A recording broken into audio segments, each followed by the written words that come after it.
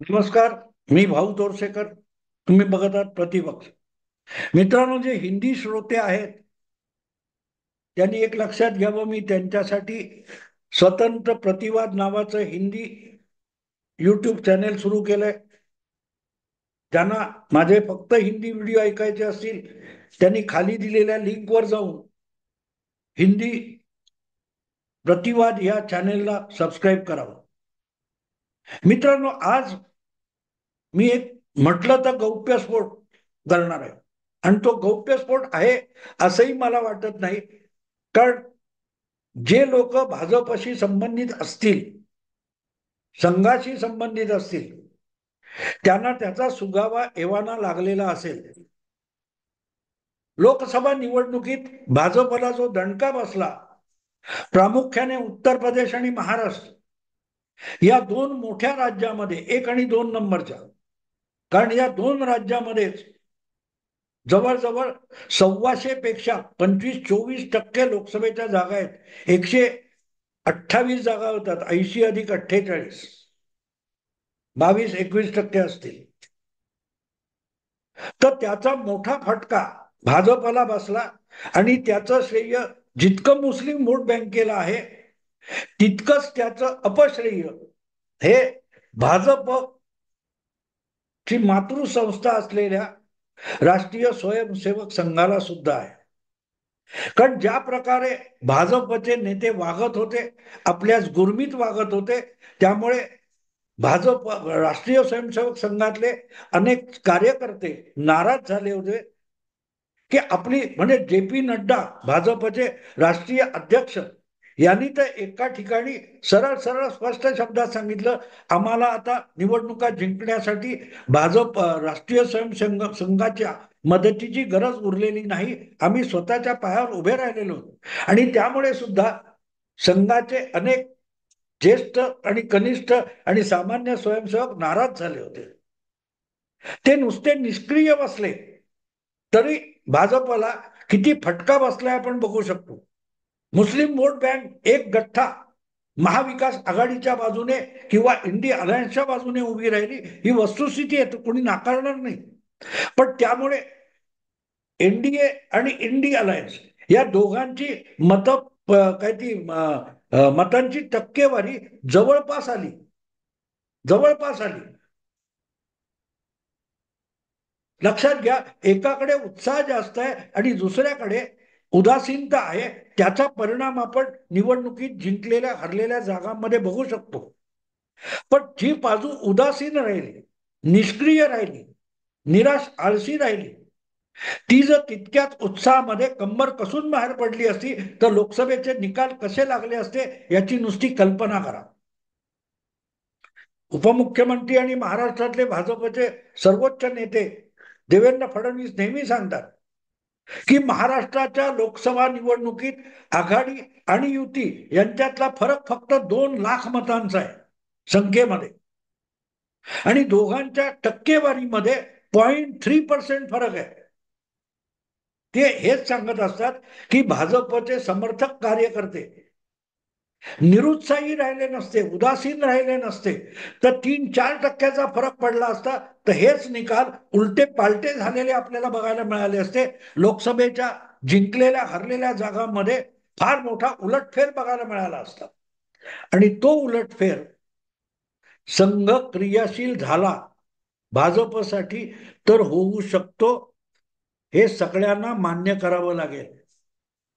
गेल्या 10 वर्षात भारतीय जनता पक्ष हा निवडणूक जिंकणारी एक मशिनरी झाली आहे असं भाजपचे कट्टर विरोधक लिबरल पत्रकार सुद्धा सातत्याने सांगत आलेले. मग ती निवडणूक यंत्र किंवा ती निवडणूक जिंकणारी मशिनरी 2024 मध्ये अपयशी का ठरली? अपयशी का ठरली? ती गुजरात, मध्य प्रदेश, ओडिसामध्ये अपयशी ठरली नाही तर उत्तर प्रदेश आणि महाराष्ट्रात ती अपयशी का ठरली? तर त्याचा कुठला तरी स्पेअर पार्ट हा निकामी किंवा बंद पडलेला असला पाहिजे. आणि त्याचा अर्थ सरळ आहे की निवडणूक, मला आठवतं 2019च्या निवडणुकांपूर्वी एक कार्यकर्ता सोलापूरच्या व्याख्यानासाठी मला आमंत्रण द्यायला आला होता. मी त्याला म्हटलं, हे आमंत्रण तू ईमेलने पाठवलं तरी चाललं असतं, पोस्टाने कुरिअरने पाठवलं तरी चाललं असतं. अगदी मुंबईत आमंत्रण हातात देणं येण्याची गरज नव्हती. फोनवर फायनल बोलणं झालं होतं. तो म्हणाला, नाही म्हणाला, मी इथे आलोच होतो, येताना घेऊन आलो. म्हटलं, इथे कशाला आलो होतं? ना, आम्ही लोकसभेच्या निवडणुकीची 19च्या लोकसभा निवडणुकीची तयारी करतोय. लोकसभेची निवडणूक 2019च्या मार्च एप्रिल मध्ये होती आणि हा ग्रहस्थ मला जुलै 2018 मध्ये, म्हणजे तब्बल 8-9 महिने आधी आमंत्रण द्यायला मुंबईत घरी आला होता. तो कुठल्या कामाला आला होता? तो म्हणाला, मी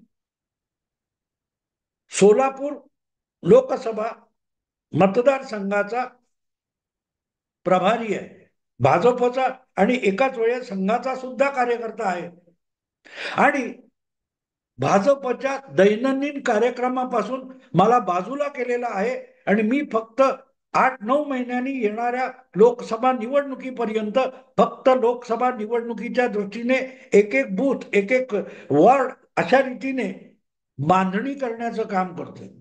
8-9 महिने आधी हे काम चालू झालं होतं. असं काम 2024च्या आधी कुठे होताना दिसलं का तुम्हाला? नसेल तर तुमच्या लक्षात येईल की संघटना संघाची असते. भाजपचे जे नेते तुम्हाला दिसतात त्यामध्ये काही चेहरे संघातून आलेले, पण पडद्या मागे राहून भाजपच्या संघटनात्मक कामाचा बोजा उचलणारे लाखोच्या संख्येने संघाचे स्वयंसेवक आहेत. आणि एकदा ते निराश किंवा नाराज असतील तर ते उदासीन होतात. उदासीन होतात.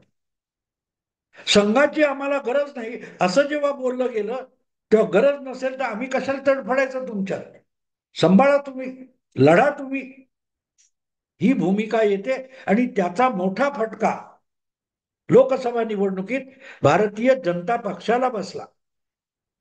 पण कितीही झालं, कितीही नाराज झालो तरी आपल्या डोक्यावर आपले कट्टर शत्रू ज्यांना म्हणता येईल, दुश्मन म्हणता येईल, त्यांना आपल्या डोक्यावर येऊन बसू द्यायचं का? तिथे मग भूमिका बदलते, उदासीनता बाजूला टाकावी लागते आणि समोरच्या परिस्थितीला सामोरं जावं लागतं. भाजप राजकीय दृष्टीने डबघाईला जाणं हे संघाला परवडणार आहे का? भाजप आज इतक्या वर्षानंतर बहुमतापर्यंत आणि सत्तेपर्यंत पोहोचला तर ते उद्दिष्ट भारतीय जनता पक्ष किंवा जनसंघ यांचं नव्हतं. ते मूळ उद्दिष्ट संघासमोर स्थापनेपासून होतं. आणि म्हणून संघाचं खच्चीकरण करण्यासाठी ज्या ज्या प्रवृत्ती आणि शक्ती अखंड लढत असतात, पुढाकार घेत असतात, त्यांना आपल्या डोक्यावर बसवायचं का याचा विचार संघालाही करावा लागतो. आणि म्हणून लोकसभा निवडणुकीत भले परत एकदा मोदी पंतप्रधान झाले, भाजप सत्तेत येऊन बसला, तरीही भाजपला जो दणका बसलाय त्यातून भाजपला द्यायचा तो धडा दिला गेलेला आहे. यापेक्षा अधिक भाजपचं नुकसान झालं तर ते भाजपचं नसेल, संघ ज्या वैचारिक आणि सांस्कृतिक आणि राष्ट्रीय भूमिकेतून वाटचाल करत असतो त्याला सुद्धा बॅकफुटवर जावं लागेल. आणि म्हणून विधानसभा निवडणुका समोर असताना संघाला महत्वाची जबाबदारी पार पाडणं भाग आहे. आणि त्यातूनच गेल्या महिन्याभरामध्ये महाराष्ट्रात प्रामुख्याने विधानसभा निवडणुकीसाठी संघाने कंबर कसलेली आहे, संघ कामाला लागलेला आहे. एका माहितीनुसार महाराष्ट्राच्या विधानसभा निवडणुका मतदारसंघ जे आहेत, 288 विधानसभा मतदारसंघ आहेत. या संघामध्ये भाजपचे जे पक्ष या संघटन आहे त्याच्या पलीकडे संघाच्या स्वयंसेवकांनी, पदाधिकाऱ्यांनी आपल्या परीने तिथे कामाला सुरुवात करावी म्हणून प्रभारी नेमणं सुरू झालंय. लक्षात ठेवा, भाजप महाराष्ट्र प्रदेश राष्ट्रीय भाजप यांनी आपले मतदारसंघानुसार प्रभारी नेमणं ही वेगळी गोष्ट आहे. पण त्या त्या मतदारसंघात ज्या काय हालचाली संघटनात्मक चालू आहेत त्यातून भाजपला आणि भाजप प्रणित आघाडीला विजयाच्या मार्गावर घेऊन जाण्याची जबाबदारी स्वीकारून पडद्यामागे राहून काम करणारे प्रभारी संघाकडून नेमले गेले असल्याची मला माहिती मिळालेली आहे. आणि हे प्रभारी हे पत्रकार परिषदा घेत नसतात. हे प्रभारी पडद्या मागे राहून काम करत असतात. ते दिसत नसतात. जसं एक अमिताभ बच्चन तुम्हाला दिसतो, पण त्या अमिताभ बच्चनला कशा रीतीने पेश करायचा की तो श्रोत्याला प्रेक्षकाला आवडला पाहिजे, यासाठी एक अमिताभ बच्चनच्या मागे 400-500 लोक वेगवेगळ्या यंत्रणा आणि ते तंत्रज्ञान घेऊन धावत पळत असतात. ते लोकांना दिसत नाही, दिसतो फक्त अमिताभ बच्चन. तसं निवडणुकीमध्ये सुद्धा निवडणुकीचं जे लॉजिस्टिक असतं ते सांभाळणारी यंत्रणा महत्वाची असते. आणि 2014 असो किंवा 19 असो किंवा 24 पण 10 वर्षामध्ये संघाने भाजपला देशाच्या सर्वोच्च पदी बसवण्यासाठी जी अफाट मेहनत घेतलेली आहे त्याची चर्चा फारशी झालेली नाही. संघाचा आणि भाजपचा संबंध काय? संघच भाजपची धोरणं ठरवतो असल्या उचापतखोर चर्चा खूप झाल्या. पण संघ नेमकं संघटनात्मक पातळीवर करतो काय याची चर्चा किती होते? याची चर्चा किती होते?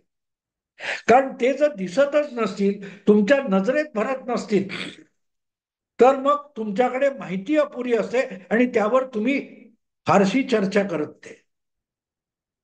अफवा पिकवल्या जातात, वावड्या उडवल्या जातात.